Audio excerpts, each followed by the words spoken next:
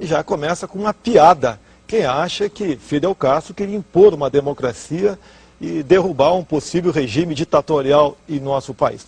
Gostaríamos que isso tivesse que se apurar, que fosse apurado também na Comissão da Verdade. E, Alexandre, os integrantes da comissão, 7 indicados pela Presidente da República, é uma comissão completamente parcial. E digo mais, por que não colocar aqui na comissão integrantes do Clube da Aeronáutica, do Clube Militar e do Clube Naval? Por que esse temor? Nós temos militares que conversam comigo que querem colaborar com a verdade, e não com essa farsa que está aqui. E não é apenas esse artigo. Eles querem apurar aqui crimes aqui, como, por exemplo, tortura, mortes, desaparecimentos forçados e ocultação de cadáveres. Não querem apurar justiçamentos, como eles justiçaram vários no Araguaia e aqui na área urbana também. Não querem apurar sequestro de avião, sequestro de autoridades internacionais, execuções, como do capitão Chandler, como do marinheiro inglês também, execução, depois de Bárbara, tortura do tenente Alberto Mendes Júnior no Vado Ribeira. Não querem apurar carros-bomba. Olha, essas são as armas para se impor uma democracia em um país qualquer. E os grupos revolucionários da época, os seus integrantes faziam curso em Cuba.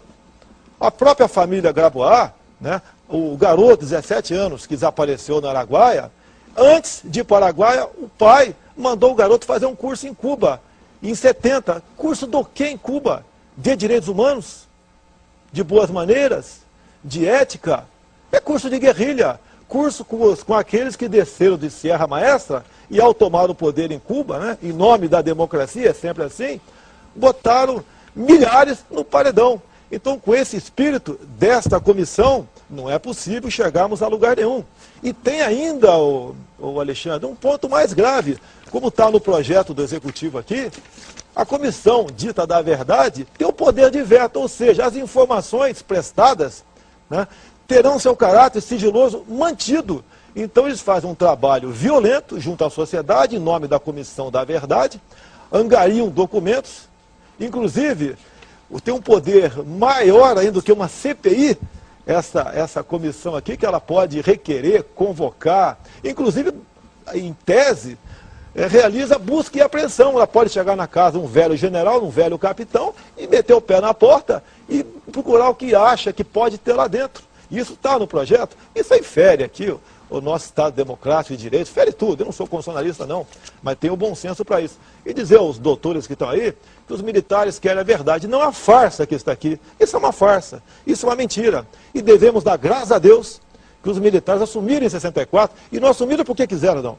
Eles foram impulsionados. Se vocês forem às bibliotecas, na Câmara dos Deputados, isso é excelente. Eu posso até entender que o do povo não tem acesso a tudo isso. Mas os senhores dois estudados têm biblioteca excelente. Toda a mídia impulsionou o militar para assumir o governo. A Igreja Católica, as mulheres em passeata nas ruas, né, os empresários, os agricultores. Porque nós estávamos partindo, né, a passos largos para uma ditadura do proletariado. Os militares conseguiram botar um ponto final nisso aí. Aniquilaram a guerrilha do Araguaia. Se não tivéssemos feito aquilo naquele momento, no mínimo hoje nós teremos uma FARC no coração do nosso país. O Brasil deve muito aos militares. E ao nos chamar de torturadores, pelo amor de Deus, volte um pouquinho mais atrás no tempo. Vão à história da Segunda Guerra Mundial.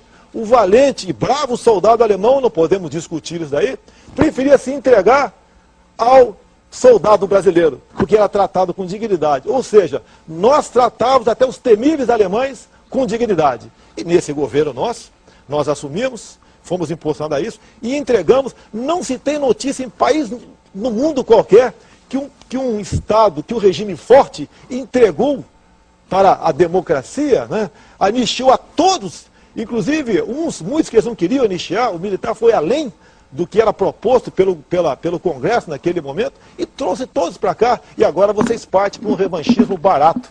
Nós não podemos admitir isso aí, isso é uma farsa. Se não tem medo da verdade, vamos botar os integrantes nossos na comissão, abrir tudo que chegar lá ao público, tudo. E eu até me comprometo, tem muitos colegas meus, mais antigos, da loja, que querem colaborar, mas não com essa farsa que está aqui. Obrigado, deputado, doutor Mamede. Veja, na verdade, a Comissão da Verdade, ela vem coroar um processo que se iniciou em 95, no primeiro governo Fernando Henrique Cardoso, quando foi criada a Comissão de Mortos e Desaparecidos. Essa comissão, inclusive, tinha representante do Ministério da Defesa. Então, naquele momento histórico, o Estado assumiu a responsabilidade pelos atos de desaparecimento e o trabalho foi muito producente.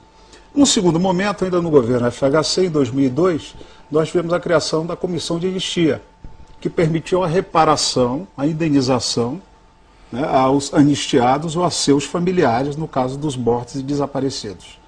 Então, veja, o Estado já assumiu a sua responsabilidade pelos atos praticados por essa minoria que agia nos subterrâneos, com tortura, com desaparecimento. Quando o agente público ele pega um cidadão, ele tem que levá-lo a julgamento, não assumir isso a ele. Acho que essa é a questão que o deputado Bolsonaro levanta, que de um lado havia quem quisesse manter a ditadura militar e de outro lado havia quem quisesse implantar uma ditadura no estilo cubano. Mas, Alexandre, eu acho falsa essa questão de querer confundir as Forças Armadas com esses atos nefastos que ocorreram de setores minoritários do regime. Não, inclusive porque tinha polícia civil, polícia militar. Outro dia eu estava lendo um depoimento do general Moraes Rego, que foi chefe do gabinete militar do presidente Geisel, e do general Otávio Costa, onde ele dizia exatamente isso. As Forças Armadas pagam muito pelo que ocorreu de ruim nos períodos militares, porque a maioria dos militares estavam nos quartéis, desenvolvendo suas atividades profissionais. Mas essa minoria tenta trazer para a vala comum do DOI-CODE, dos órgãos de informação, que promoveram a tortura, graves violações aos direitos humanos, o conjunto das Forças Armadas. A tortura que continua até hoje, exato, num determinado meio policial. Porque hoje, por exemplo, o Exército ele já tem uma credibilidade, as Forças Armadas, que está sendo resgatada, diferente das polícias militares, que ainda tem muito que trabalhar, por conta dessas violações de direitos humanos que ainda ocorrem nesses setores policiais. Então, só para registrar, Alexandre, hoje a gente vê as Forças Armadas, por exemplo, envolvidas nesse projeto de sistema de fronteiras, né? No sentido de defender as nossas fronteiras, articulado com a questão da agricultura, da defesa dos índios, né? O Exército construindo estradas, hospitais nos rincões do país. Então, são as Forças Armadas se profissionalizando naquilo que é o seu papel básico, a defesa da pátria e, ao mesmo tempo, a questão da segurança interna, de forma pontual, sem ferir a Constituição, como está ocorrendo no Rio de Janeiro. Última instância de Nós não podemos jogar na vala comum dos torturadores, dessas pessoas que têm medo, né, de ser revelada a verdade, as Forças Armadas. Nós temos que fazer essa diferenciação. Agora, eu gostaria de perguntar ao doutor Wadi um caso presente. Né? José Genuíno foi preso lá no Araguaia, né? Foi torturado, mas não menciona isso no currículo dele, não usa como currículo, digamos assim. Teve uma posição na Comissão de Defesa Nacional que lhe valeu medalha Santos Dumont da Força Aérea, medalha Tamandaré da Marinha e principalmente medalha Pacificador, que foi dada também a quem o prendeu. Né? Então, Zé Genuíno não seria um símbolo disso e agora é convidado pelo ministro da Defesa para ser o seu braço direito. Mas eu deixaria a resposta para logo depois do nosso intervalo comercial. Dr. Wadi Damu, presidente da OAB do Rio de Janeiro, como é que o senhor vê o caso José Genuíno? Ele não é um símbolo da anistia? Verdade. Inclusive, o exemplo do Genuíno ilustra exatamente o que o professor acabou de sustentar aqui. Né?